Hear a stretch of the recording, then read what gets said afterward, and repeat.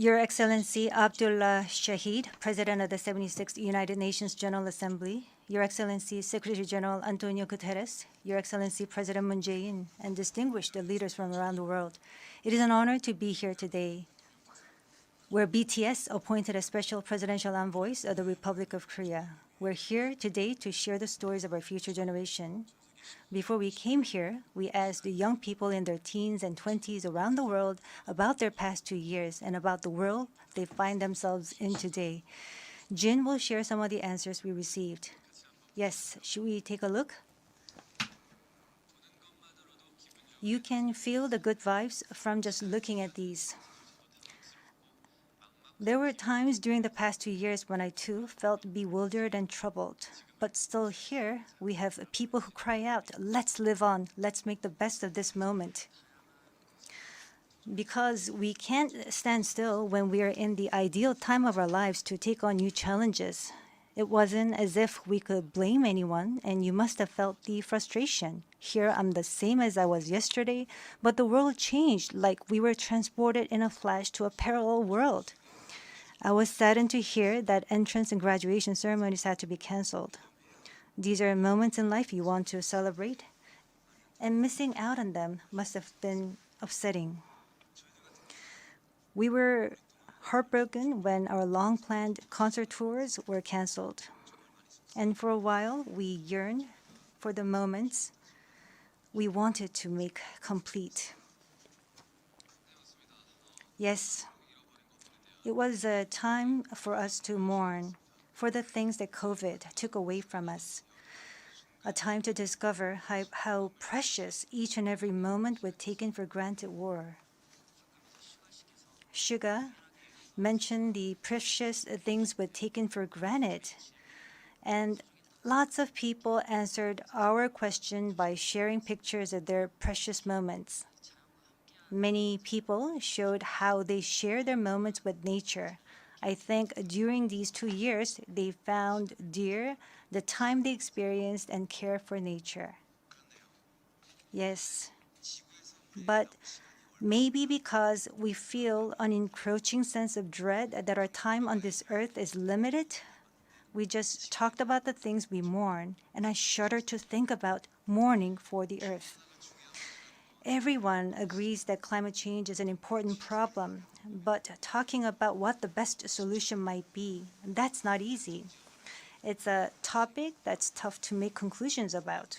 Yes, it is a tough discussion, but I learned while preparing for today that there are many young people who have an interest in environmental issues and choose it as their field of study.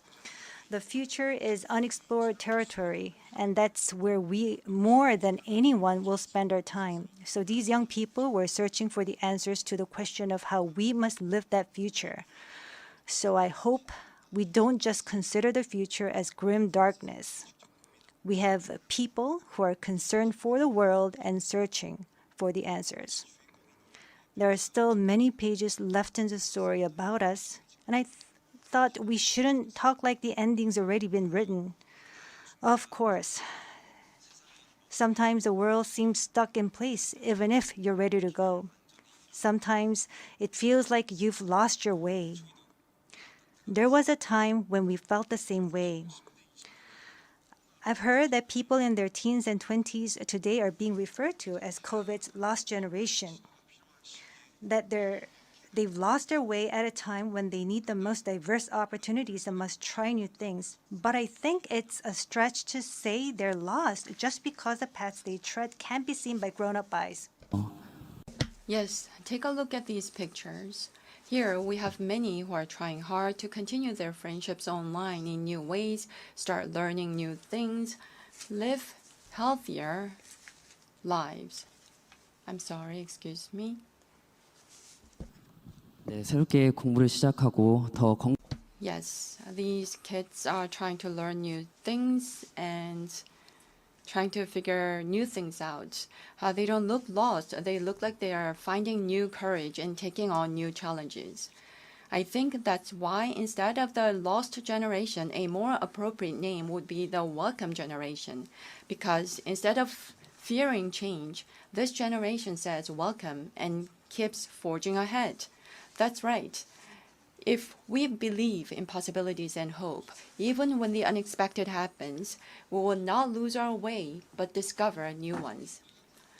There will be choices we make that may not be perfect, but that does not mean there will be nothing we can do.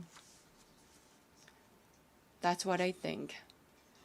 What is important are the choices we make when we're faced with change, right? Some of you heard the news that we're coming to the UN, and a lot of you were wondering whether we have been vaccinated. And I'll take this opportunity to say yes. All 7 of us, of course, we received vaccinations. The vaccination was a sort of ticket to meeting our fans waiting for us and to being able to stand here before you today. Just like we said in our message today, we too are doing the things that we're able to do right now. Like the vaccinations, efforts are continuously underway to keep this new reality going forward. And I think the day we can meet again face to face is not far away. Until then, I hope we can fill each of our days to the brim with positive energy. We thought the world had stopped, but it continues to move forward. I believe that every choice we make is the beginning of change, not the end. I hope that in this nascent new world, we can all say to each other, welcome.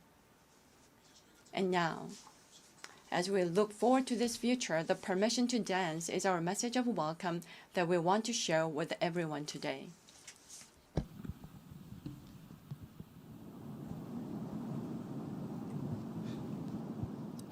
It's a thought of being you when your heart's just like a drum, beating louder with no way to guard it.